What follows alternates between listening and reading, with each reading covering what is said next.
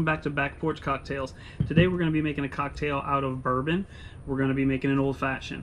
Now I know a lot of people have heard of an old fashioned, a lot of people even know how to make an old fashioned, but I'm going to make mine a little bit different to keep it not like every other old fashioned that you see on YouTube or that you see in a bar or wherever you go. So today we're going to be using Maker's Mark. You can use any bourbon. Any purist will tell you the higher end bourbons are better. I like any of them. I think Maker's Mark is a great right in the middle bourbon to make this with. Also like Woodford Reserve. I like Jefferson.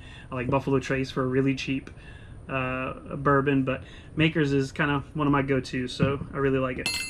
The pillars of a old-fashioned is sugar, bourbon, and bitters.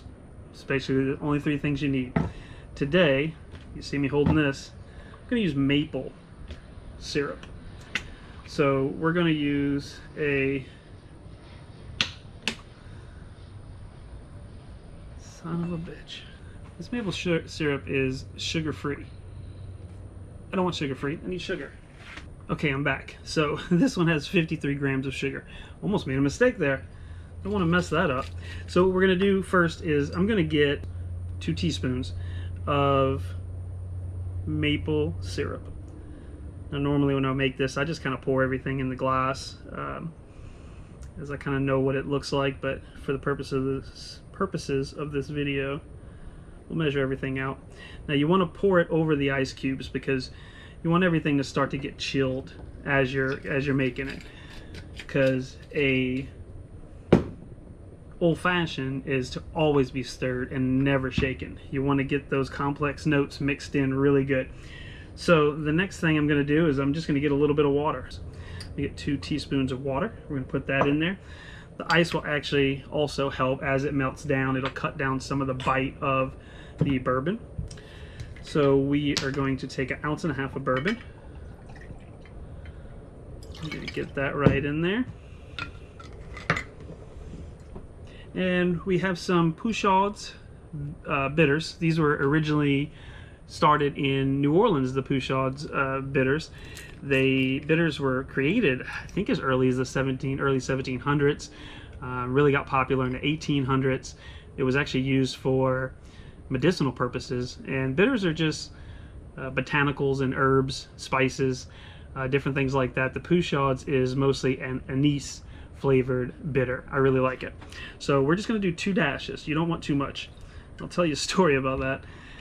I have a friend that he doesn't really drink a whole bunch, but you know, he's always heard about old fashions, and he decided, oh, I want to make one. So he went and bought a kit, and it came with the 3 pillars, right? It came with sugar, it came with bitters, and it came with a bourbon. But when he used the bitters, he said, oh, I just poured some in there. And I was like, oh, no, that's not how you do it. Bitters go a long way. So you just want to use it for flavoring. Get that aromatic. It's called aromatic bitters for a reason. Get those aromatics into the drink. You don't want to pour it in there. It's not going to be good. It's just not going to be good at all.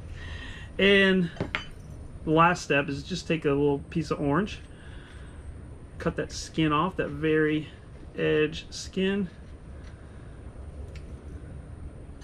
Give it a little twist to express it. Rub it around the outside of that glass so you have that flavor whenever you're drinking it. If you look real close, sometimes you can see the spray that comes off of it. So you're actually, you know, putting something in there with the orange, and then pop that in there. And what I'm doing for this fall fashion is using a cinnamon stick. Give it some spice. So the reason why a old fashioned is a really good drink for the fall and the winter is because there's a lot of bourbon in it, and it's bold yet complex. But being a fall and winter drink, you want something that'll give you a little bit of warmth in your belly, right?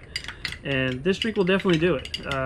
It's not for anyone who doesn't like a strong liquor taste, because it definitely does have a strong liquor taste to it.